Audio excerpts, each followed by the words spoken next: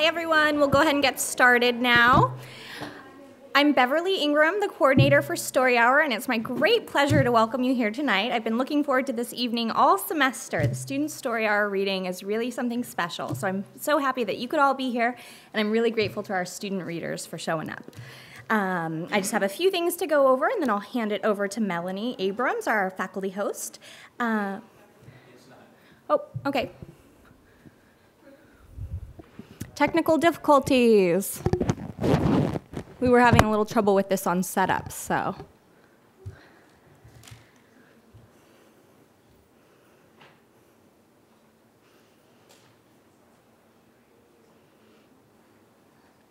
I don't have anything to read, I'm sorry. Yes. Okay, well, I'll just speak loudly. Does that sound better out there? Okay. So just a few things. Please be sure to sign up for our mailing list. It's back there on the round table. That means you'll be one of the first to know about a really, really exciting lineup for next season. Or if you're the Facebook type, you can also find us there, be our friend, and you'll get a heads up as soon as the next authors are announced. Let's see, what else do I have for you? This reading, tonight's reading, as well as others from past seasons, will be available on webcast at storyhour.berkeley.edu. You can also download it on iTunes, which is exciting for Berkeley. Let's see. So that's really about it. If you could just make sure that your cell phones are turned off, sit back and relax, look forward to our readings. I also want to thank all of you for your support throughout the season, our faculty hosts, Melanie Abrams and Vikram Chandra, for supporting Story Hour. Also to the funds that support this program, the Morrison Library Fund, the Townsend Center for the Humanities, the Poets and Writers, Inc., and a grant which supports us via a grant through the James Irving Foundation. And, of course, all of you for coming out every month.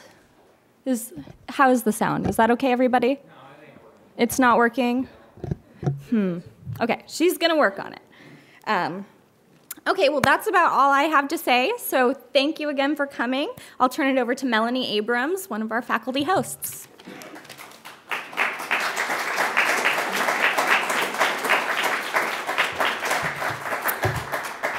So again, is it working now? It actually sounds like it's working up here. How odd. I don't know if that means anything, but. Okay, so I also want to thank you guys for coming. This has been a fabulous season, and we just love hosting it, so please continue to come. And I'm very excited about today's reading as well, because I have some students reading, which is always exciting, and I also remember fondly my own undergrad readings, which were so exciting, and the very first readings are always just really exciting, and yeah, so I'm happy to be able to experience those with you guys. So I'm going to introduce Joseph Kodora. So Joe's work has been published in Southern Humanities Review, the Montserrat Review, and several other journals. The Fabili Hoffer Essay Prize, the Elizabeth Crothers Composition Prize, and the Julia Keith Shrout Short Story Prize. He also performs on various stringed instruments, including Renaissance Cittern. Joe.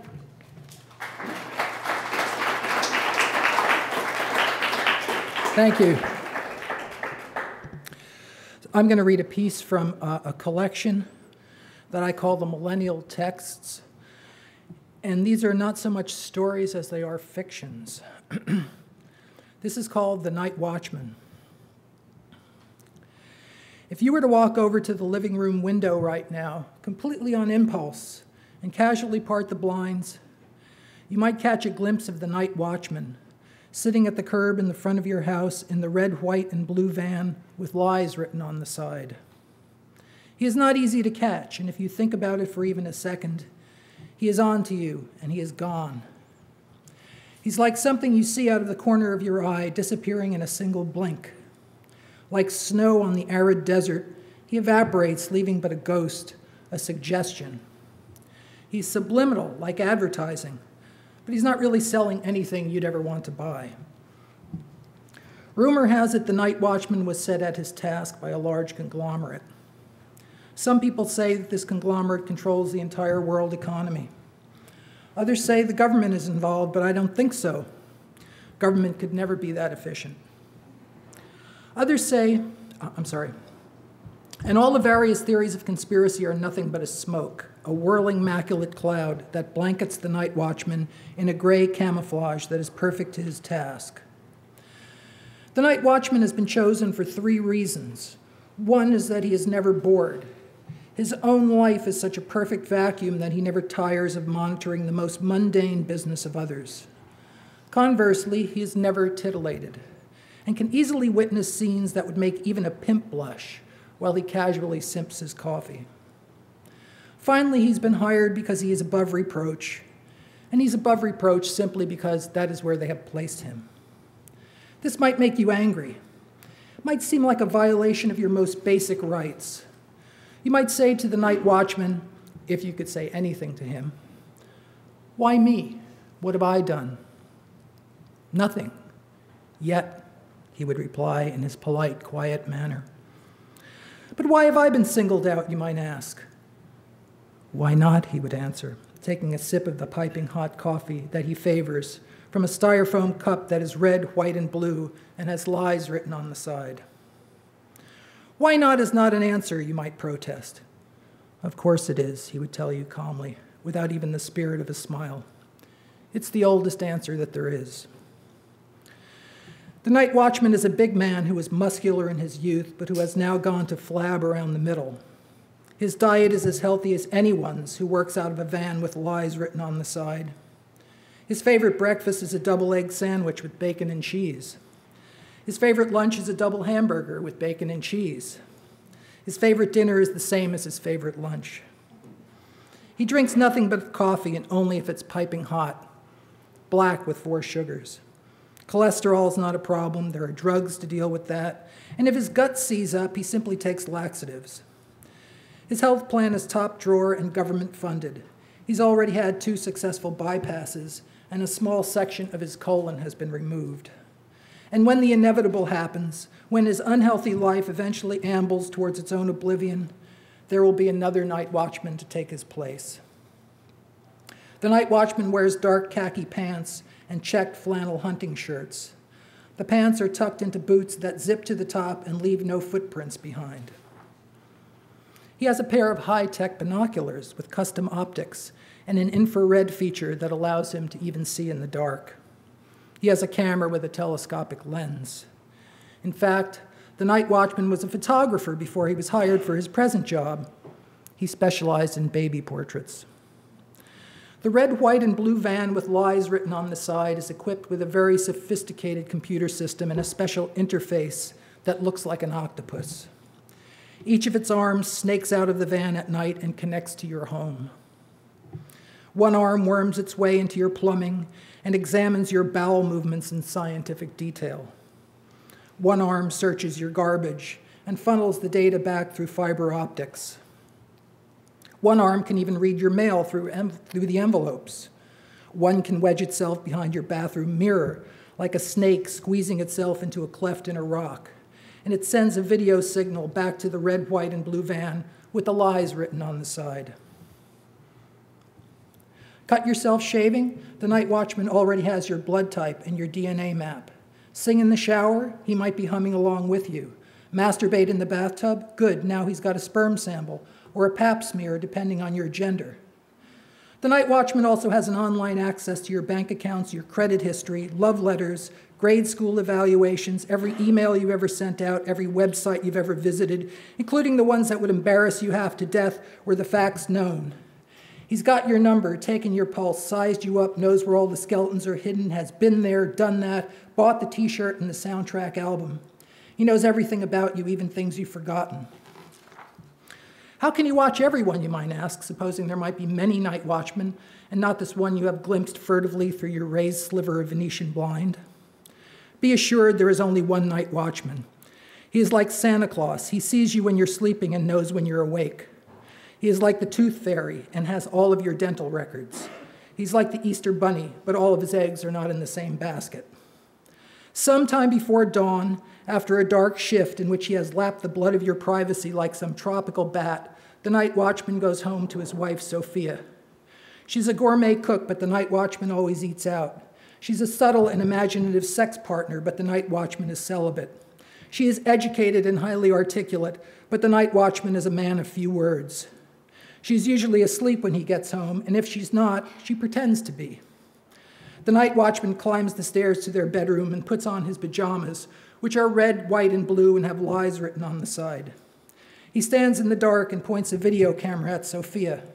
Then he points it out the window to the distant mountains, the sleeping suburbs, the night-lit city.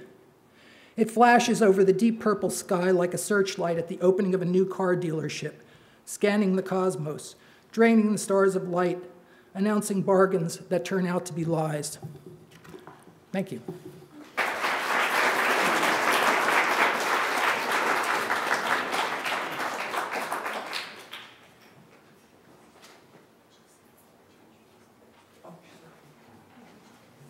Forgot the most important part of this.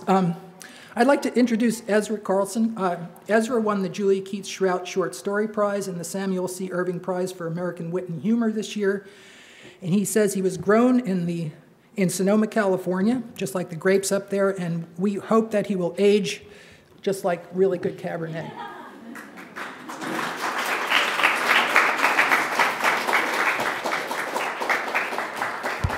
Thanks, Joe. Nice improv. I like that. I'm going to have some water.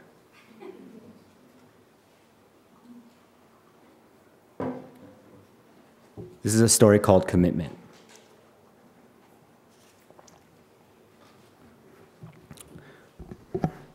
Follicular unit transplantation. That's what Dr. Pageant at the clinic had called it. Not plugs. They definitely weren't plugs. And they didn't look like plugs. In fact, Paul Paulson was 100% contented with his new hairline. He stared into the mirror at the wave of newly transplanted hair that fronted his scalp and took a deep breath. Now, he thought, it is time to think positive. No more beating up on yourself, Paul Paulson. This is a ticket to the new start, to a new Paul Paulson. There was before the procedure and there is after. Now is the morning of your life. Shelter Bistro's bathroom was gray and spare. Some illegibly swirled graffiti tagged the concrete walls. If the swirls made words, Paul couldn't read them. The graffiti was not, of course, scrawled by vandals. Shelter Bistro management had hired some urban artist to design the bathroom to look like that of a dive or flop house. Mr. Larry, the front-of-house manager, referred to the Shelter Bistro manifesto, saying that they at Shelter Bistro wanted to maintain the authentic aesthetic that suggested the stark, altar-advantaged atmosphere of the street. Paul heard someone pound on the door and yell something he couldn't understand. He opened it and walked out to the flickering light of the hallway.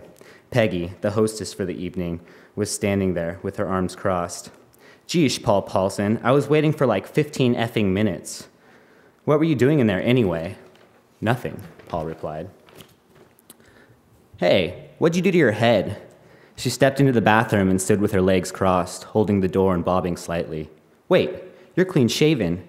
She was young and thin, her face constantly contorted in a mixture of mid-20s sardonicism and a chronic disapproval of everything. Paul Paulson, she continued, we're trying to create an authentic aesthetic here. Mr. Larry's not going to be happy. You look too, well, too something, anyways.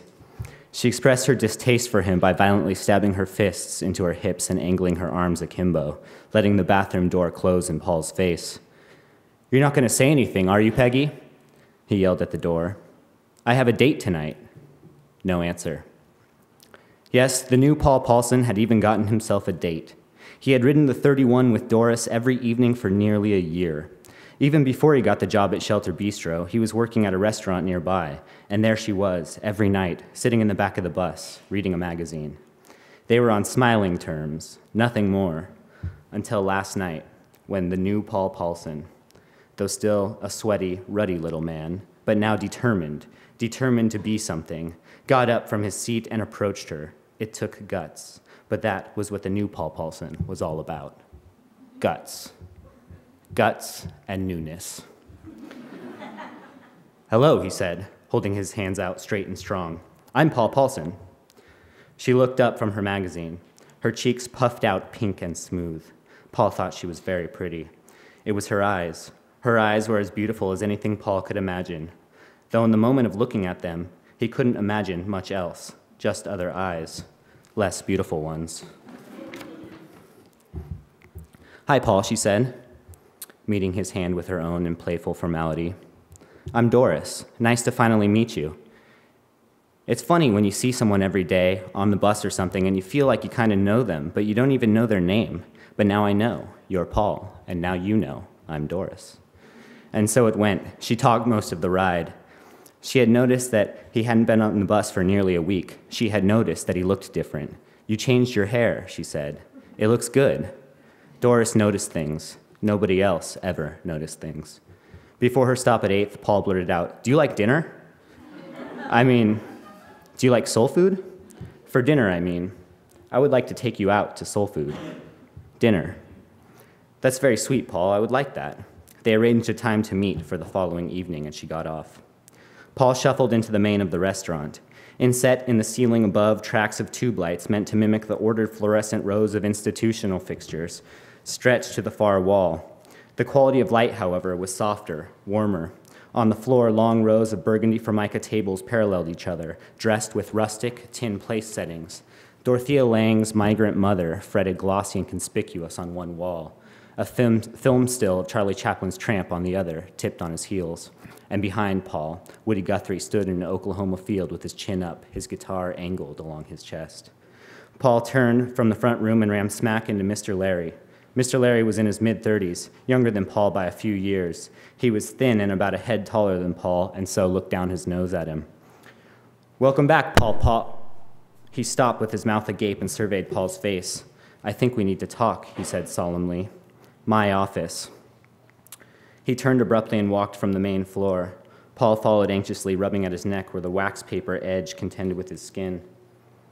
Line cooks buzzed around the kitchen, a blur of baggy, checkered, blue and white pants, brown faces against white chef coats.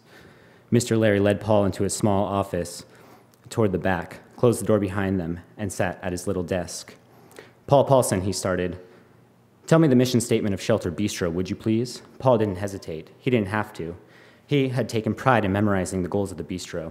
"We at Shelter Bistro are committed to providing our guests with the finest destitutional dining experience, along with an authentic aesthetic that suggests the stark, altar-advantage atmosphere of the street." "Okay," Mr. Larry said. "Now, I'd like you to tell me what that means." Again, Paul knew the answer. He even carried the folded Shelter Bistro manifesto in his back pocket.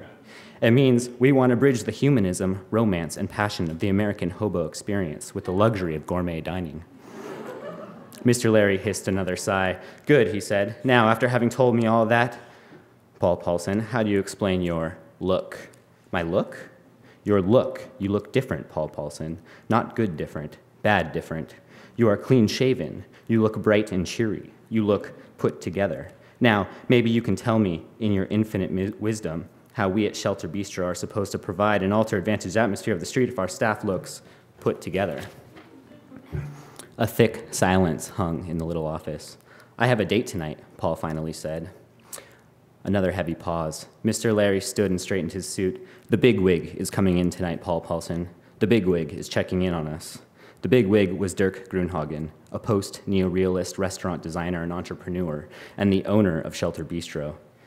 In a few months, Paul had worked for the bistro. He had never met Mr. Grunhagen, had never even seen him, but was certainly eager to shake the bigwig's hand, to put the new Paul Paulson on the bigwig's radar. He was then sent back to work. Before he made it too far from the office, Mr. Larry called out to him, "And for God's sake, Paul Paulson, let yourself go a little. I don't want to say your job depends on it, but let's just say it relies on it." Hijinks ensue. Thank you.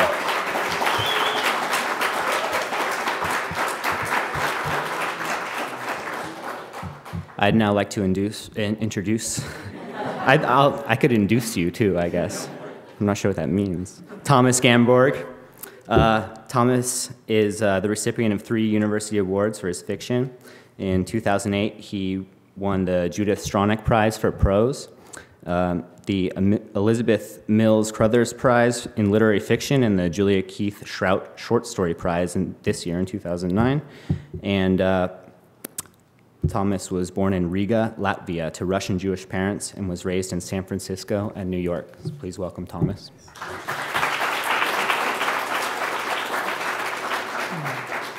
Thank you, Ezra. That's nice to be here. So I'm going to read an excerpt from a news story, Orphans.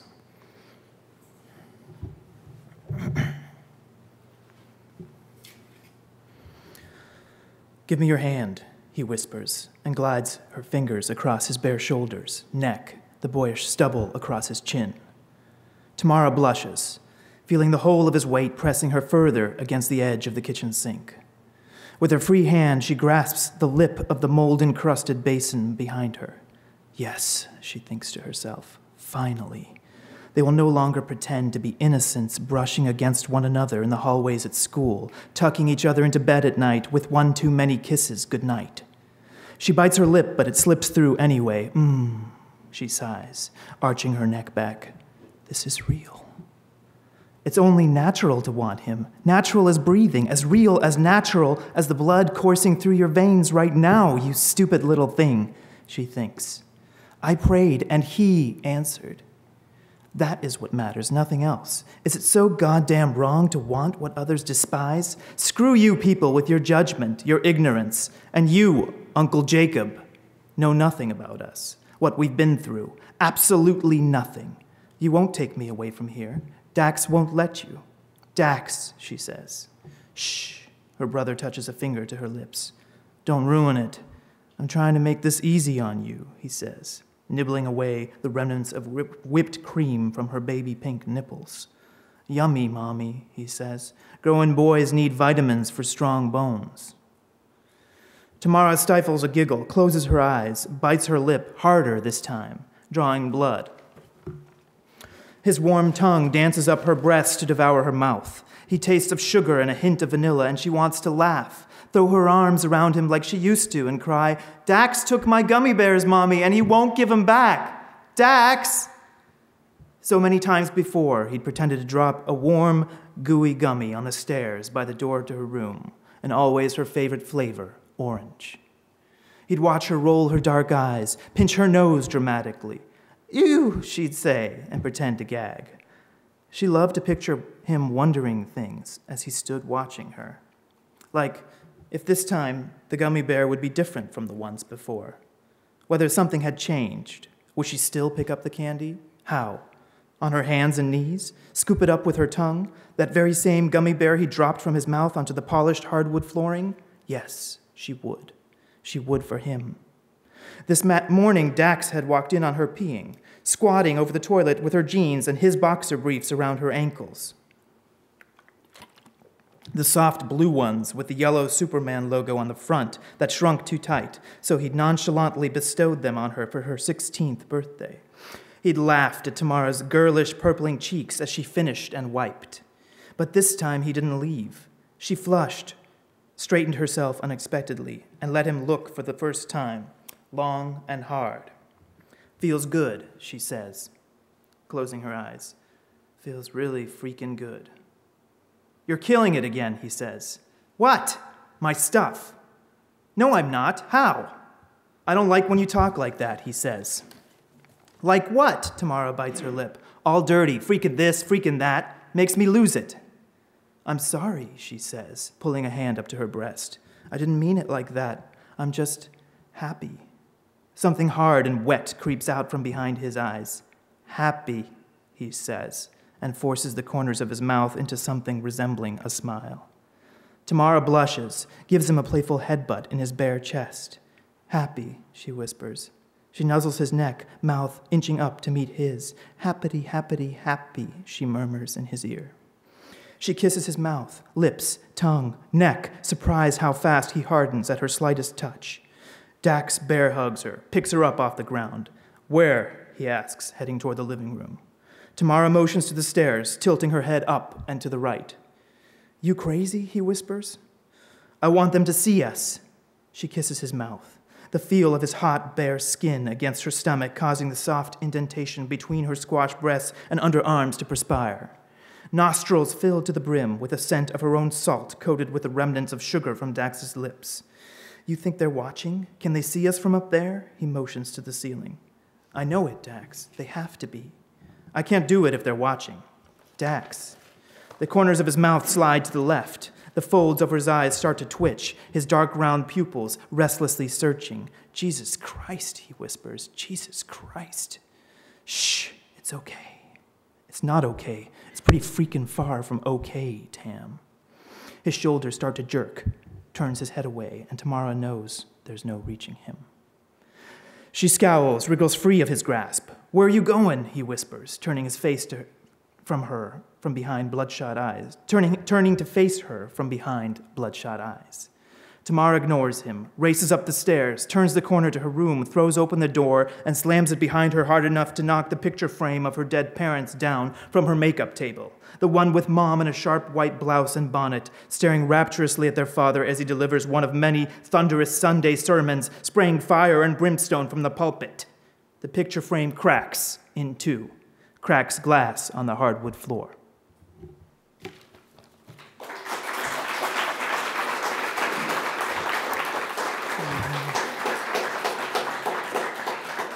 It's my great pleasure to introduce Stephanie Higa, a third-year architecture major, and she's from Los Angeles.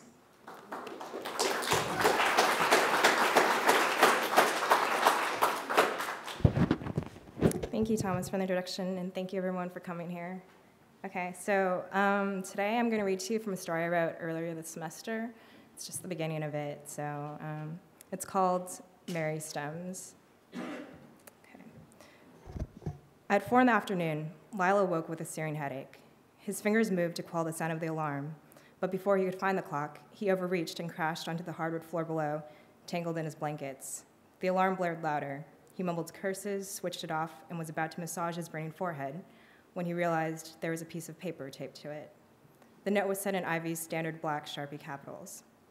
Crocky, went to lab, set the alarm because I knew you wouldn't remember, made a turkey sandwich for you. It's waiting in the fridge. Don't think you'll eat it, but I can hope anyway. We'll be in lab till 7, so if you get out of class, please come visit me. But don't wait for me to eat dinner in case you get hungry, har har. Ivy. She always wrote like she was shouting at people. In her head, she often was, but that was precisely her charm. He reread the beginning and snorted. Back in grade school, while changing for gym, Lyle's classmates had dubbed him Crocodile. The moniker referred less to his name than to the curious patch of green stretching across the skin between his shoulder blades. Recently, it had extended to his whole upper back and shoulders. The entire note, from Crocky to har har, doubles as an indirect reminder for him to schedule an appointment with the doctor whom Ivy had urged him to see 2 weeks before. Lyle left the note on the nightstand and proceeded toward the kitchenette. It occurred to him, as it never did when he awoke at more prudent times, that he needed to clean. Hills of laundry loomed at the edge of the bathroom and in the middle of the hallway. Handmade remote-controlled vehicles were parked on tables and chairs. A fully assembled red tent stood in the living room. No, that was Ivy's doing. He suspected that this weekend's camping trip was merely an extreme measure to get him to eat. She probably thought hours of hiking would break him. But Lyle knew otherwise. He went to the fridge anyway. The sandwich, cut into triangular halves and speared with toothpicks, looked eagerly back at him. He sighed. There really wasn't any harm in eating, and he might as well try to appease her for now. He went to the couch, sandwich in hand. He chewed on a Vertex. The turkey, mayonnaise, tomatoes, lettuce, and bread rolled together to form a sticky ball at the base of his tongue. What was the ball called again? There was some scientific name for it. After 5 minutes of swathing the ball of mush in its saliva, he gave up trying to remember and found himself bored, very bored. Eating presented so many problems. He would have never thought of it a month ago, when he was still consuming regularly, but food wasted so much time. Eating with others usually required waiting for the food to arrive, waiting for the awkward silence to end, waiting for an interesting distraction. Eating alone made him restless, as he couldn't just sit and swallow. He dug into the couch crevices until he found 3 remote controls. Lyle aimed one at the TV across from him, only to see his remote-controlled destroyer zoom into the red tent. After 2 more futile efforts and 2 more ships gone awry, he tossed the remotes onto the coffee table in front of him. God, now his arms were looking green. Maybe it was something deadly after all. No, maybe it was just the lighting. He shook off images of green giant canned corn and turned to the coffee table for further distraction. Yesterday's edition of the campus newspaper was open to a 2-page spread about that bioengineering professor who headed Ivy's lab. She adored this guy, Daniel Ferranza. Lyle peered closer. Apparently he had just won the Wolf Prize in Agriculture, and apparently that was a big deal. In the middle of the article, a black Sharpie had underlined the words, "Successfully altered the DNA of algae to produce oils that do not require chemical processing to be used as biofuel." She had a habit of taking notes on everything she read. Back when Lyle ate breakfast, she would try to read the Cheerios box only to find Sharpie marks slicing through the nutrition facts and ingredients. Ivy had kept this article unexpectedly clean. Aside from the line about algae, she had made only one other note, on a green sticky. "Crocky, Dr. Ferranza wants to meet you ASAP." Ivy had talked about him to the superstar scientist guy. Was she really that worried? This would probably be the prelude to the camping trip. One meeting with the Messiah of Agriculture, and Lyle would be saved. Flabbergasted, or maybe just disgusted, he read the note twice, 3 times, when another alarm sounded. Right, he had class at 5. He stood, returned the large Lamington sandwich to the fridge, and tripped over a few more boats and cars and clothes before stumbling through the front door, down the hall, and into the sun. The light pierced his skin. Suddenly, he felt very full. I'm going to stop there.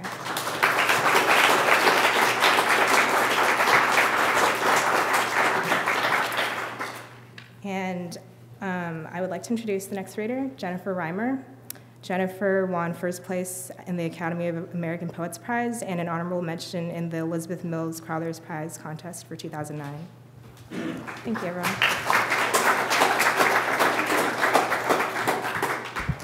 Thank you, Stephanie, for that introduction, and thanks everyone for being here. I'm going to read the end of a story called Dance of the Dead. In this story, Nort, an older man, decides to take a drive and make a surprise visit to some old friends. When he gets there, no one's home, and no one seems to be home on the rest of the street, so he decides to wait in his car and falls asleep. When he woke, it was dark. He thought a voice calling out had broken his nap. Nort shifted in his seat, felt the tug on his truculent joints. He peered through the windshield, but it was too dark to see. There were no streetlights here. He heard it again, a great whooping. And then there was clatter and tapping on the asphalt. He ducked down, drew his bony knees underneath him, huddled in the front seat. He shut his eyes tight. He didn't want to see them, the hooligans or whoever they were, when they attacked him.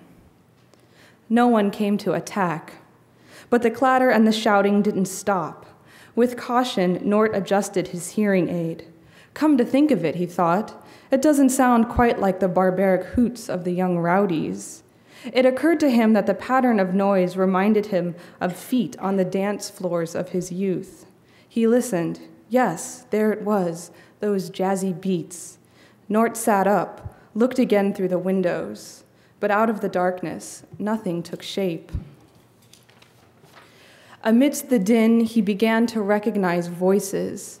Instead of shouts, he heard the voices of people he had known many years ago, but who were now long dead.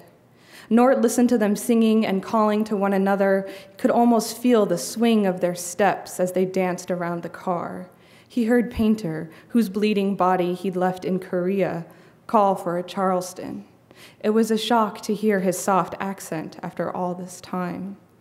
Nort reached for the bottle of whiskey on the seat beside him. He took a swig. He could hear Suzanne, all thick and honeyed.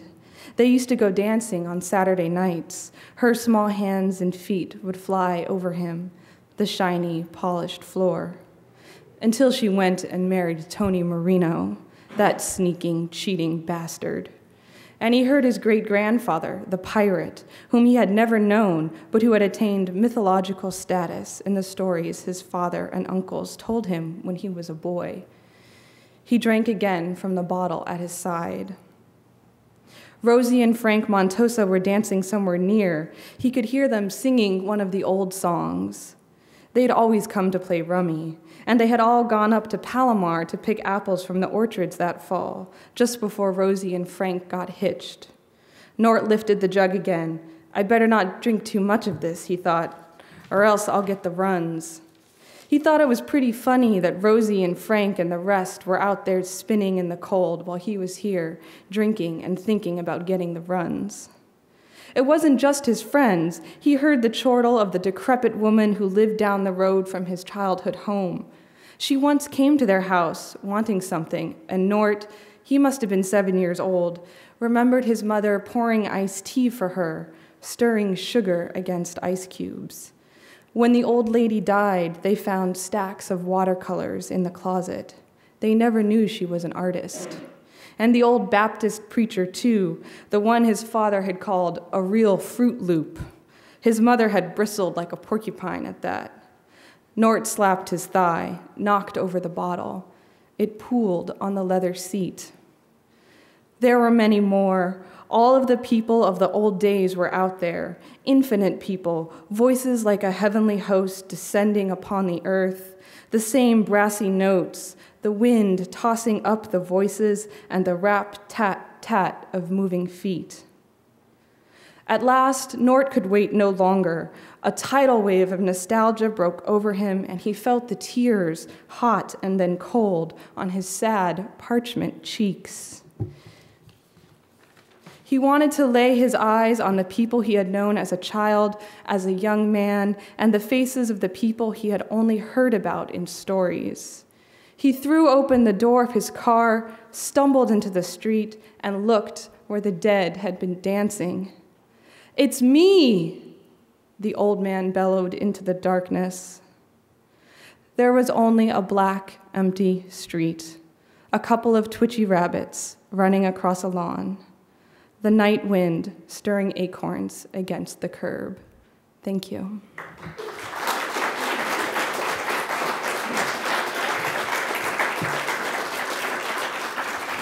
It's my pleasure to introduce our next reader, Angeline Smith. Angeline Smith is originally from Pennsylvania, but has lived in the Bay Area for 15 years. She received honorable mention for the Elizabeth Mills Crothers Prize this year for her story, The Dog, and the Julia Stronach Prizes for prose and verse. Welcome, Angeline.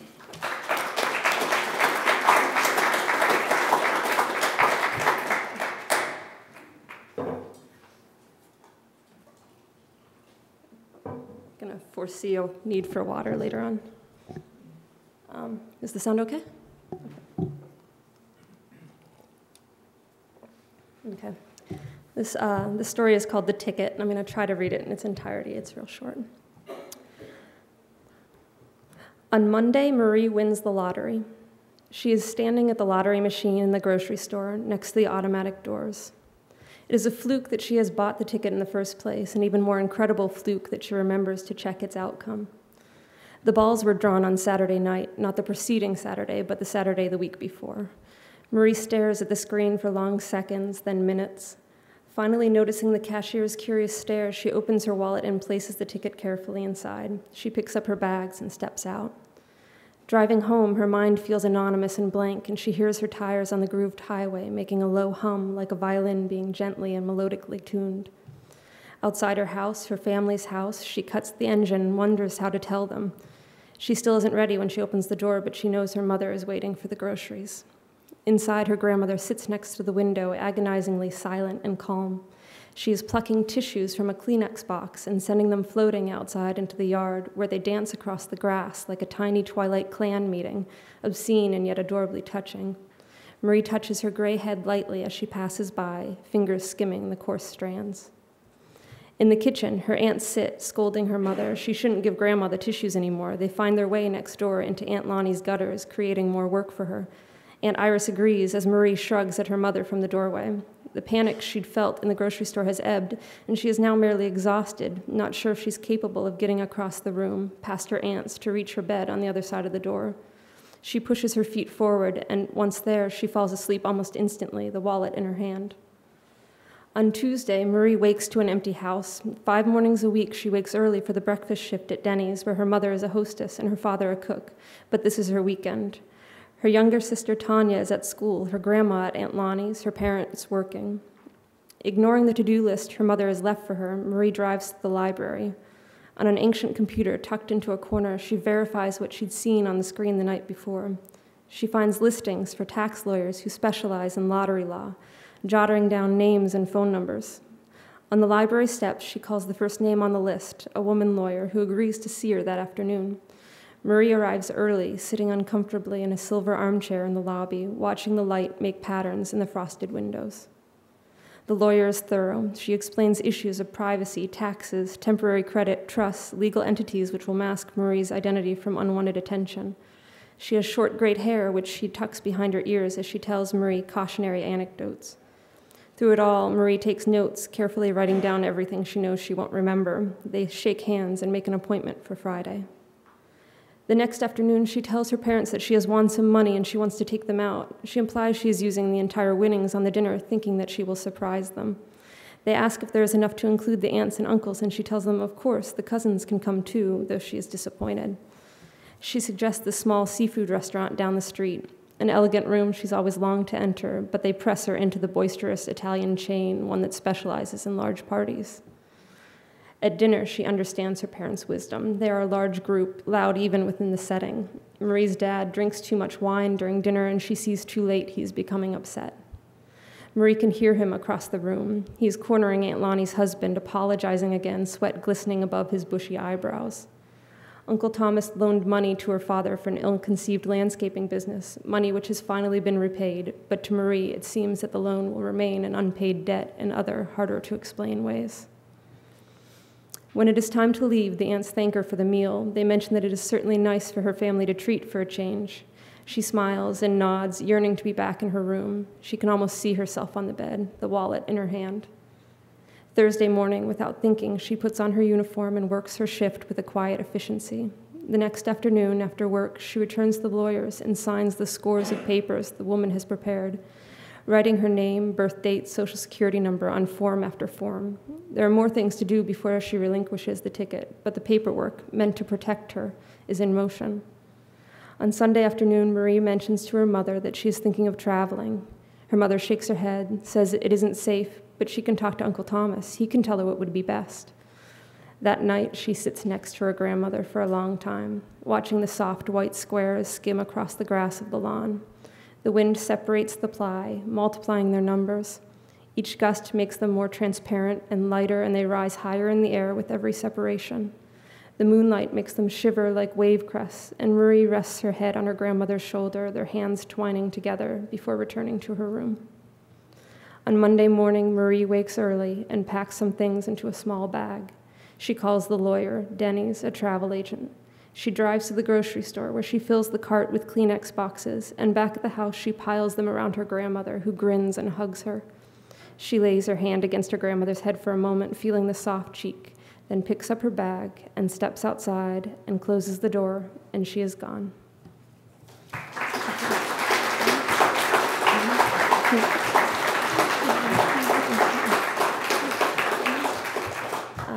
So I'm also going to introduce Natalie Sang. Natalie Sang is from Orange County. She received a General Writing Portfolio Silver Award for the National Scholastic Arts and Writing Contest in 2006.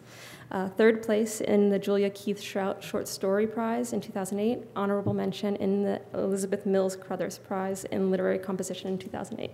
So please welcome Natalie Sang. Thank you, Angeline.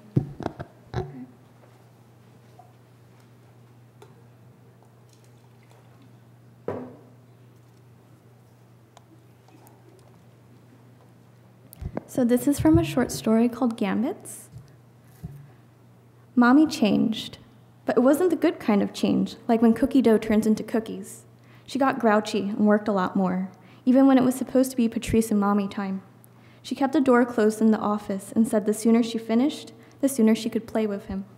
Patrice hoped it would be like the change that started bad and turned out okay, like school. He remembered how he had really missed Mommy at first, but then he made friends and learned all these neat things like reading and songs. Now he was sad that first grade was over. Maybe the baby would be like that too. The change wasn't so bad at times, like when he would sing to Mommy's tummy and feel the baby dance under his palms. Patrice didn't know what to think of the baby. Both Mommy and Professor thought it was a very good thing. But Patrice had learned that different people thought different things were good.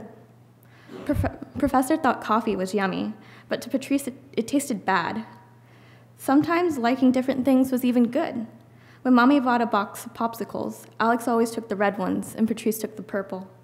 But this baby who made Mommy's tummy big, who made her grumpy and tired, who made her back hurt and feet hurt, this baby who made Professor climb into the attic and come down with boxes and spider webs in his hair and bug bites on his wrists and ankles. He didn't know what to think of the baby. It took up a lot of space, that's for sure. It made a big space between him and Mommy, so it was hard to hug her. He had to hug the baby just to hug Mommy. They couldn't do hugs in family meetings anymore. They held hands or air hugged. But it wasn't just that space either. There were boxes and boxes in the hallway for the professor to unpack. There was a big jar of vitamins on the counter where the peanut butter used to be. And you couldn't play hide and go seek in the cabinets anymore because there were too much baby shower stuff. Sometimes the baby seemed to take up so much space that there wasn't enough room for Patrice. But that was okay, he guessed, because Mommy really wanted the baby. He wanted Mommy to be happy, though he didn't understand what was so wonderful about it.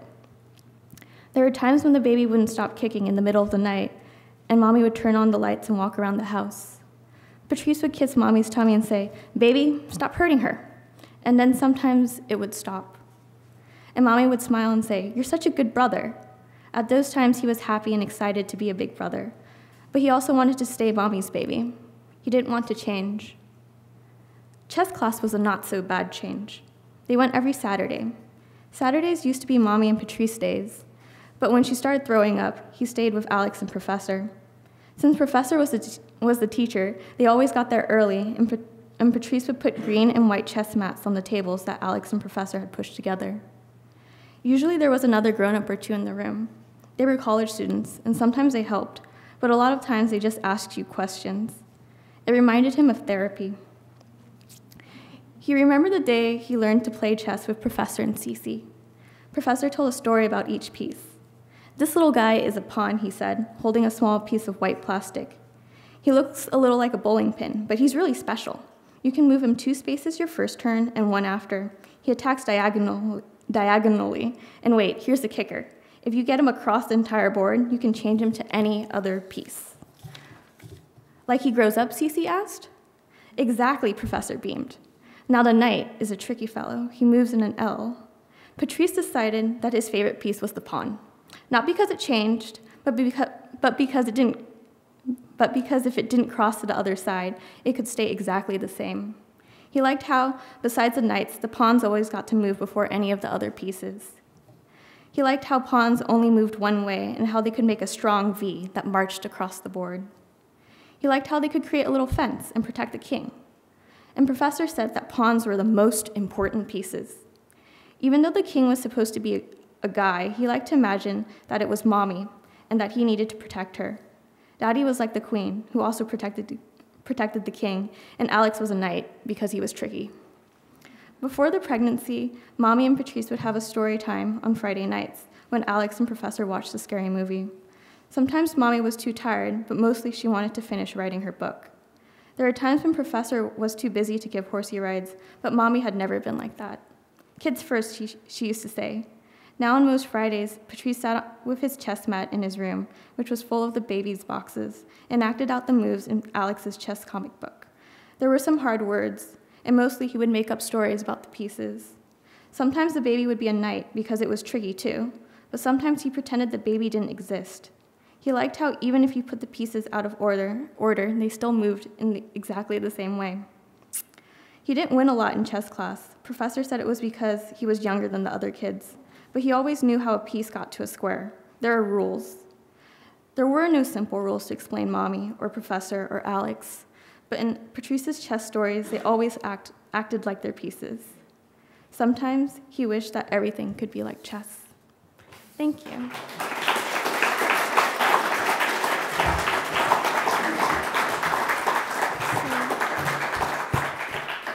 Beverly Ingram, the coordinator of Story Hour, has asked me to thank the faculty hosts of Story Hour in the library, Vikram Chandra and Melanie Abrams.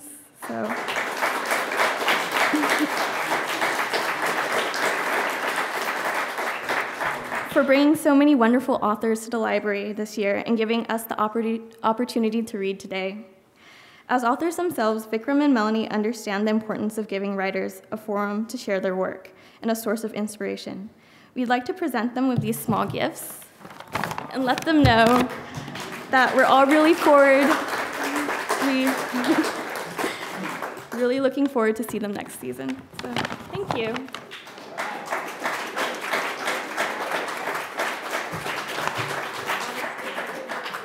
Thanks. Well, it's been a pleasure having you all, and hopefully we'll see you all next season.